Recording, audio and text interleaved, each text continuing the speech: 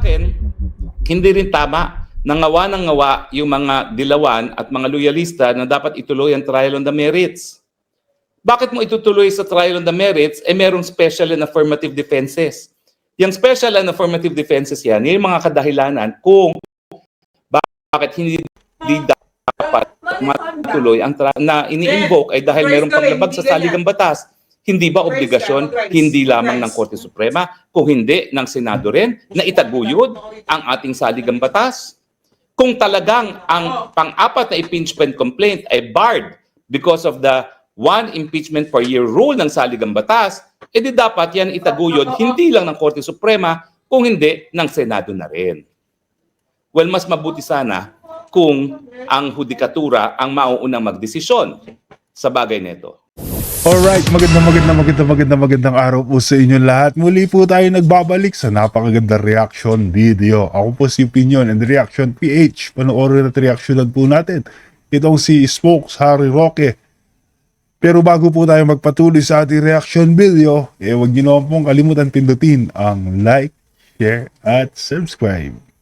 Mga linggo sa inyong lahat, araw ng pahinga, sana kayo'y nakapagpahinga. Alam kong gabi na ngayon dyan sa Pilipinas at dapat ready na naman bukas para panibagong linggo ng pagsisikap at paghaharap sa mga hamon ng buhay.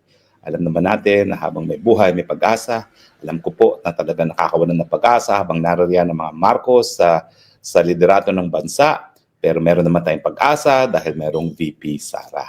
So hang in there, talaga naman pong pagsubok talaga ang bawat oras na hinaharap natin, but God is good because He has given us life. At habang tayo nabubuhay, meron tayong mga pag-asa, mga people. So dapat hang in there, kapit-bisig tayo at harapin natin lahat ng pagsubok sa buhay na napakadaming pagsubok dyan po sa bansang Pilipinas.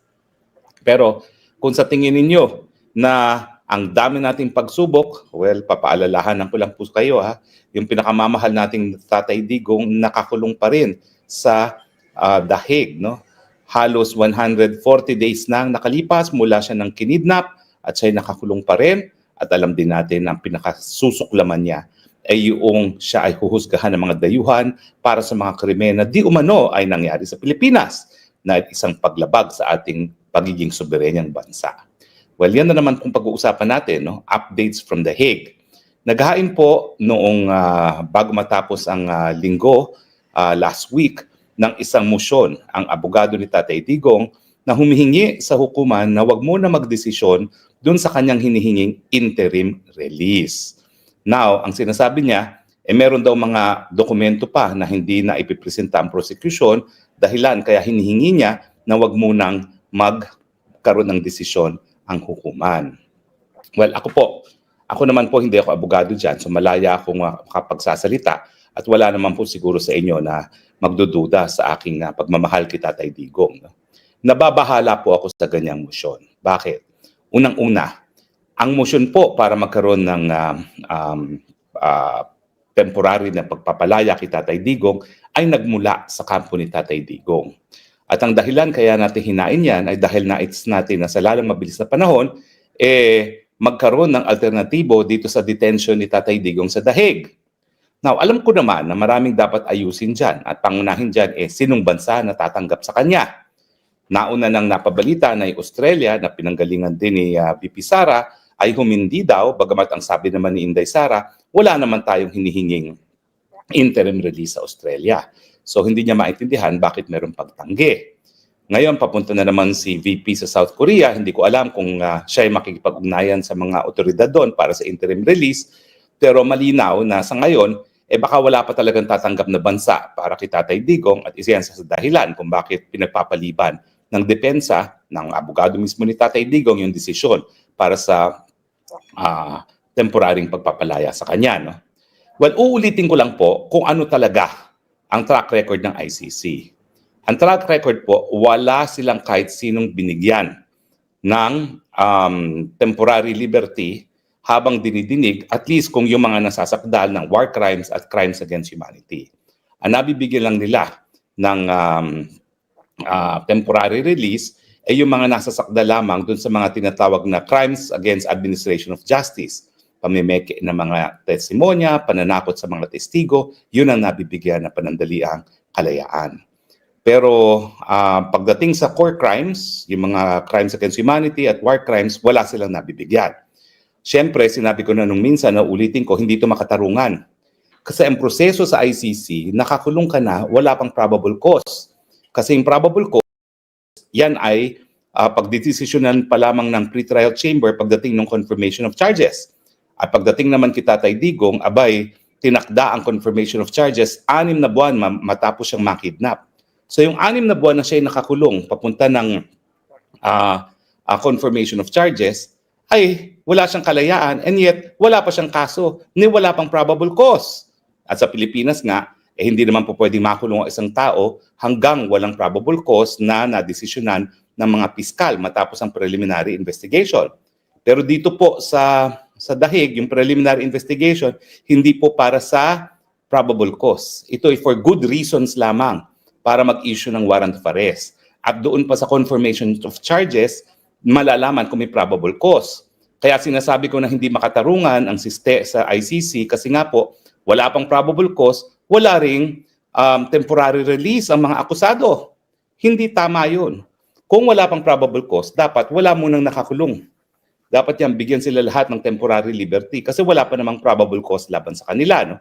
Pero ang siste talaga, nasa lungat sa siste ng mga naunang UN tribunals for the former Yugoslavia at saka para sa Rwanda, itong ICC hindi nagbibigay ng provisional release.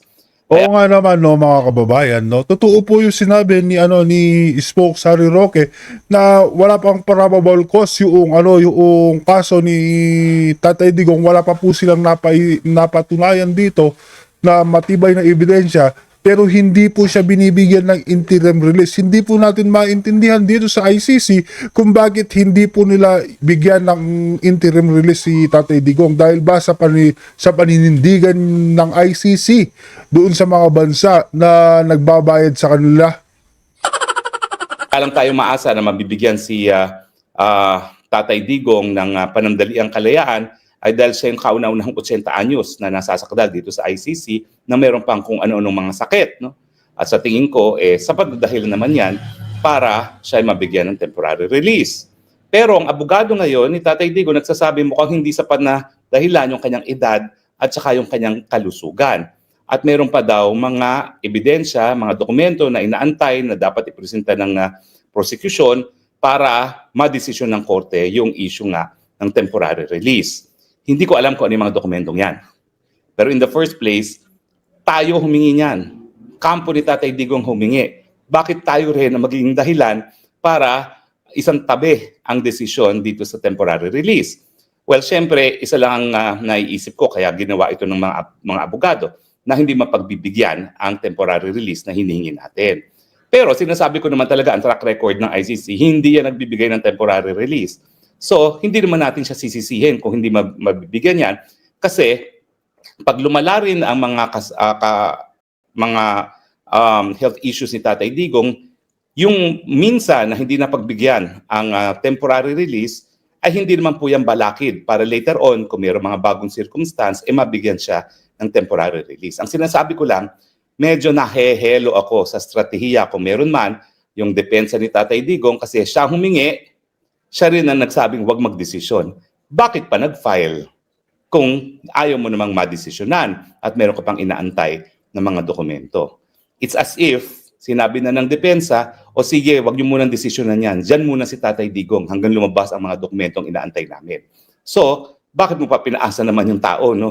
Na pagkatapos niya mag-antay na more than 100 days na, more than 100 days. 50 days bago nakasampa ng motion para ma-dismiss ang kaso on the basis of lack of jurisdiction, 100 days bago sila nag-file para dito sa temporary release. Bakit mo pa pinaasa yung aking Tatay Digong na magkakaroon ng temporary release after 100 days sa pagkakakulong kung in the end, sasabihin mo rin pala, wag mo munang desisyonan yan. It's as good as dapat hindi ka na nagsampa kung hindi mo rin naman gustong madesisyonan sa ngayon dahil sa tingin mo, hindi mapagbibigyan. So yan po ay malungkot. Malungkot dahil ibig sabihin, mananatili na naman nakakulong si Tatay Digong na wala pang probable cause. Sinasabi ko sa inyo talaga, hindi katanggap-tanggap itong ganitong katagal na pre-trial detention. Bakit sinasabi kong pre-trial detention? Kasi nga wala pang probable cause at wala pang trial on the merits, and yet nakakulong na doon si Tatay Digong.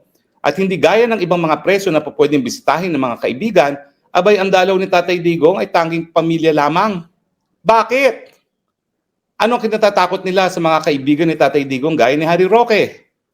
O di ba? Samantalang sa Muntinlupa, hindi naman family lang ang pwedeng bumisita. Meron pang pastor, meron mga pare, may mga kaibigan. Walang hadlang para siya'y bisitahin ng ibang tao dahil wala pa naman napapatunay ang pagkakasala ang Tatay Digong. Wala pa nga probable cause. Tapos, pagbabawalan yung bumisita ang hindi pamilya. Ewan ko ba kung ano nangyayari dito sa ICC na ito, pero hindi talaga makatarungan ng siste na wala pang probable cause, nakakulong ka na at napakatagal ng panahon na lumilipas dito nga sa tinatawag natin pre-trial detention na wala pang napapatunayang probable cause, kulong ng kulong na sa akusado. Hindi po makatarungan yan. Kahapon po, nagkaroon ng pag-rally muli para hingin ng pagpapalaya ni Tatay Digong. Wala po ako doon dahil meron po akong kapatid na bumibisita at meron kaming galing po sa ibang bansa at meron kaming ginawa. Pero sa akin nga po, talaga pong ang remedyo para siya ay mapalaya, nakasalalay po yan sa legal na proseso at kung hindi po makukuha yan sa legal na proseso sa ICC, gumamit ng ibang legal na proseso. At yun naman aking minumungkahi na hindi na pagbibigyan ng pamilya. Nasa kanila po yan. Pamilya po sila. Hindi po tayo matitinag sa pagbibigay ng suhestyon. Bagamat tao rin po, no, dumarating sa punto na parang ayaw mo na magbigay ng suhestyon kung talaga namang hindi ka napapakinggan. Pasensya na po, tao lang po. Yan po ang aking damdamin. No? At nag-iisip na nga po ako kung mas mabuti pa sigurong umuwi na ako ng Pilipinas at kahit pa paano, labanan ng Marcos administration sa loob ng kulungan. Kasi sa mga pangyayari po dito sa kay Tatay Digong sa Dahig, hindi ko naman po maatim na panuurin lang si Tatay Digong habang nakakulong at walang nangyayari. Hindi po tayo nagkulang sa pagbibigay ng suhestyon, kaya lang po hindi po tayo ang nagdedesisyon para kay Tatay Digong. So, ganyan pong ka-frustrated ako at iniisip ko nga, siguro mas mabuting labanan na yung aking walang saysay na kaso sa Pilipinas at labanan si Marcos dyan sa Pilipinas muli. Dahil kayo namang mga Pilipino, ano ba yan, 2 taon na ako nagsasalita, nagwawakwak dyan sa Marcos ngayon na nagsasabi na wala nang dahilan para magpatuloy pang mamuno ang tao na wala sa tamang pag-iisip. Wala namang gumagalaw dyan sa Pilipinas. Hindi po krimen kung hihingin natin ang pagbibitiw ng isang presidenteng walang saysay. Ngayon po, papunta siya sa Estados Unidos. Hindi natin alam kung anong gagawin niya. Ang gusto po nila ay pumasok tayo sa hindi makatarungang trade agreement sa Amerika na hindi tayo papayag na magkaroon ng mas malayang kalakalan sa kahit anong bansa na hindi kakampi ng Amerika. Pipigilan po nila yung free trade natin sa bansang China, samantalang ang pinakamalaking pinanggagalingan ng mga inaangkat nating mga produkto ay sa China. At kung mawawala ang mga taripa ng mga kalakal na binibili natin sa China, mas mumura po yan at magiging mas mabuti sa ating mga kababayan. And yet, isa yan sa hiningingay ng Amerika na huwag tayo papasok sa mga ganyang free trade agreement sa panig ng mga bansa na hindi sinusuportahan ng Amerika. Yung pagpasok naman natin sa free trade agreement po, yan ay resulta ng agreement sa panig ng ASEAN at hindi lang ng Pilipinas at ng China. So hindi po yan bilateral ng Philippines at China, yan po ay sa panig ng ASEAN at ng China. Puntahan naman natin ang mga pangyayari dito sa impeachment ni VP Sara. Abay, nung kailan lang po, nung isang linggo rin, sinabi ng Kamara ng Supreme Court sa Kamara de Representantes at sa Senado, nais namin magbigay kayong linaw sa mga aktual na pangyayari. Pangunahin sa tanong ng Korte Suprema, lalong-lalo na sa Kamara de Representantes, ganong katagal bago na-aksyonan ang 3 naunang impeachment complaint? Bakit hindi na-aksyonan kung hindi na-aksyonan yan? At ang tanong nga nila is, bakit? Bakit hindi na-aksyonan ng 3 at ganong kabilis na-aksyonan yung pang-4? Now, sabi ni Laila de Lima at ng mga ilang dilawan that's judicial overreach. Bakit judicial overreach? Di ba, sinasabi nila na kukwestiyonin nila yung hindi pagpayag Senado na mag-proceed kaagad sa trial at dahil marami rin mga senador na nagsasabi na dapat desisyonan muna yung mga special affirmative defenses ni VP Sara gaya ng hindi po pwede ma-carry over sa 20th Congress ang impeachment complaint ng 19th Congress at saka pang-apat na impeachment complaint ay prohibited ng saligang batas. Sino ba magdedesisyon yan, yung bagay na yan? Eh di ba Korte Suprema rin kung dadalhin nila yan sa Korte Suprema? Eh bakit ngayon nagtatanong ang Korte Suprema, tinututulan nila? Di ba? Either naniniwala ka sa Korte Suprema na magiging patas sila sa kanilang desisyon o hindi. Gaya na ako ngayon, naniniwala sa ICC na mukhang mailap ang katarungan dyan para kay Tatay Digong. Dahil parang naghahanap sila ng dahilan para sila ay hindi mabuwag. At ang tanging kasong linilitis nila ngayon ay ang kaso ni Tatay Digong. Kaya nga sa tingin ko, mukhang malabo ang laban ni Tatay Digong dyan, no? Dahil it's an existential issue already. Pero pagdating sa Korte Suprema, kung hindi kayo naniniwala sa Korte Suprema, bakit niyo pa sinasabi na ididemanda yung Senado kapag sila ay hindi nagpatuloy sa trial proper? At kung i-dismiss yan dahil sa mga special and affirmative defenses ni VP, gaya nga nung walang carryover at saka yung barred ang pang-apat na impeachment complaint. Pero sa akin, napakagandang development yan para kita kay VP Sara. Bakit? Dahil tinitignan na nga ng Korte Suprema. Meron ba talagang paglabag dun sa prohibition na iisang impeachment complaint lang ang dapat maisampa sa isang impeachable officer? Kaya nais nilang malaman kung anong ginawa ng Kamara de Representante dun sa first, second, and third, kailan na ihain yung first, second, and third, ano naging aksyon, at bakit naaksyonan kaagad yung fourth impeachment complaint. Dahil kung ang dahilan nga, gaya ng sinabi ni Secretary General Velasco, na talagang nanggaling ang utos na wag galawin ang first, second, and third impeachment complaint dahil gusto nilang madesisyonan kung ano yung susuportahan ng impeachment complaint, ay yung hindi pag-akto ay ang official akto ng Kamara de Representante. Ang argumento kasi nila, sabi daw sa Francisco, ang initiation is filing of the impeachment complaint and action on the part of the House. Now, kung masusunod yung saligang batas, dapat forthwith, mabilisan, bibigay sa Speaker. Tapos, i-include sa order of business within 3 days. Tapos, within 10 days, dapat ma-refer nga yan doon sa committee mismo. So, fix ang time frames para mapabilis nga yung pagdinig ng whether or not the Committee on Justice will recommend sa plenaryo the filing of the impeachment complaint by way of impeachment articles. So ngayon, tinatanong ng Korte Suprema, meron nga bang aksyon na ginawa? Dahil kung yung desisyon na wag aktuhan ay desisyon ng Kamara, yun ay aksyon pa rin. Kasi ang aksyon po pwede namang positive, po pwedeng negative. Hindi po pwede sabihin na palibasa, negative, wag kang gumalaw, walang aksyon. Yung desisyon na wag gumalaw, yun ay aksyon. So kung masusunog yung desisyon doon sa kaso naming inargue sa Korte Suprema na Francisco versus House of Representatives, yung desisyon na wag galawin yung unang tatlo ay formal na aksyon at deemed initiated pa rin ang isang impeachment complaint. Ganun po yun. Hindi naman sinasabi na yung aksyon na hinihingi para magsimula ang isang impeachment complaint ay positive. O pwedeng negative. Action pa rin yun. Kumbaga sa exam, anong aksyon ang gagawin ng isang teacher sa isang estudyante? Pwedeng ipasa, pwedeng ibagsak. Pero hindi ibig sabihin na palibasa binagsak, walang aksyon. Aksyon yung pagbagsak. Ganon din yung gawain ng Kamara de Representante. Kapag merong impeachment complaint at hindi rin-refer sa Speaker, yan ay isang aksyon. Ano yung naging aksyon? Huwag i-refer kay Speaker.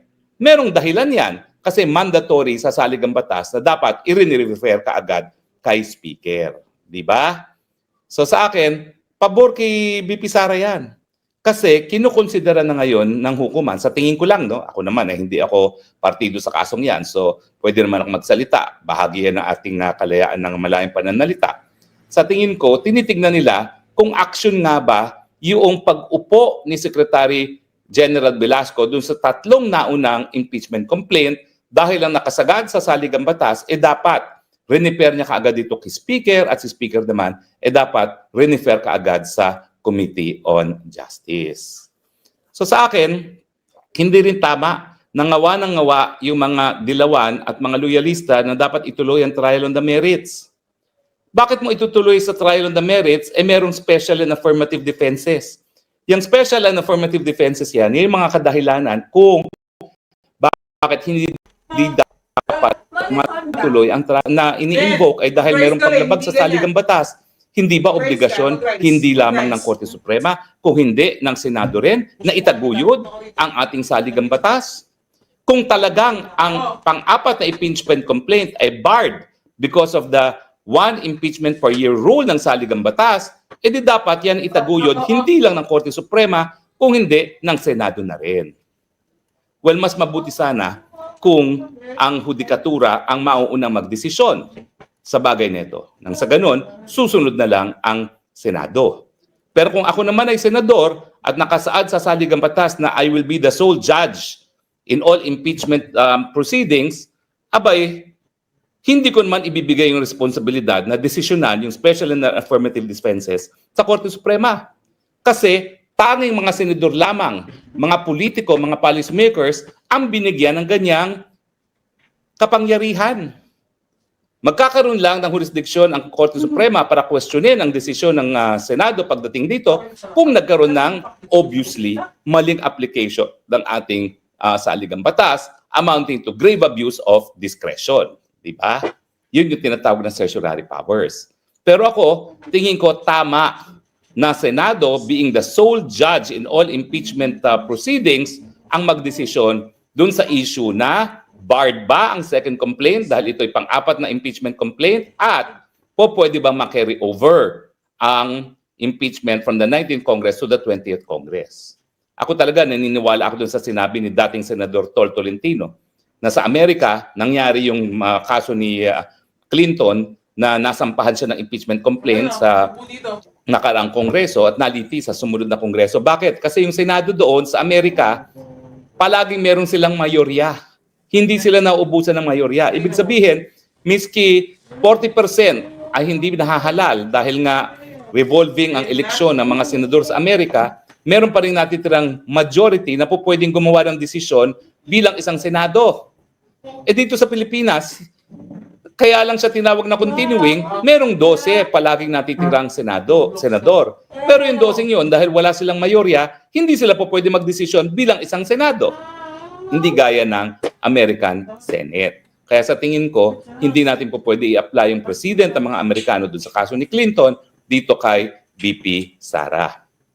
At ulitin ko po na ang dahilan kaya pinayagan na ang mga politiko ang siyang magdesisyon dahil yan po ay issue ng public policy. Anong makakabuti? Anong mas makakabuti sa bayan? Ituloy o hindi ituloy ang impeachment complaint? Sa tingin ko po, mas makakabuti ngayon sa ating bayan na hating-hati talaga tayo dahil sa politika na hayaan na muna yung walang kwentang impeachment complaint dahil alam naman natin on the merits na discuss na natin yan, wala namang kakwenta-kwenta yan. So kung ako talaga senador at alam ko namang hindi mai-impeach si VP Sara, bakit mo pa itutuloy? Di tapusin mo na. Di ba? Kasi kung ang resulta rin naman is not guilty, di sayang lang ang panahon at pera. Ang pinaka-importante, bilang policymakers, silang dapat humaharap ng solusyon sa mga problema natin ngayon. Ba't hindi nila igugol yung panahon at resources nila para humanap ng solusyon sa patuloy na pagtaas ng presyo ng bilihin, kakulangan ng trabaho, mababang sweldo, at ngayon po, peace and order na lumalabas na bagong prioridad ng mga botante ng ating bayan. At yun nga po, lumabas yan dun sa SONA. Gusto malaman ng taong bayan anong plano ni Junior para magbigyan ng solusyon itong mga problemang ito. At siyempre, mapapako na naman tayo sa mga pangako na nakasulat sa ere gaya ng mga flood control program na di mo ay magbibigay lunas sa problema ng pagbabaha sa atin. Well, anyway, maraming salamat po sa inyong patuloy na pagtangkilik, At haba naman pong may mga issue na dapat maintindihan ng mga taong bayan, asahan niyo po, kasama ninyo ako dahil importante po na ordinaryong mamamayan maintindihan ang mga usaping legal, lalong-lalo na kung ito'y nakakaapekto sa kanilang pang-araw-araw na buhay. Maraming salamat po sa inyong lahat. Yan lang mga kababayan, nadinig nyo po itong komento ni Spoke Sara Roque na pinag-iisipan niya daw kung gusto niyang umuwi dito sa Pilipinas, magpabilanggo na lang at para lumaban habang nandito sa Pilipinas, lumaban kahit nakabilanggo sa mga Marcos administration. O pero mga kababayan, hanggang dito na lamang po ang ating reaction video. Lagi po kayong mag-iingat at God bless. Duterte po tayo hanggang dulo.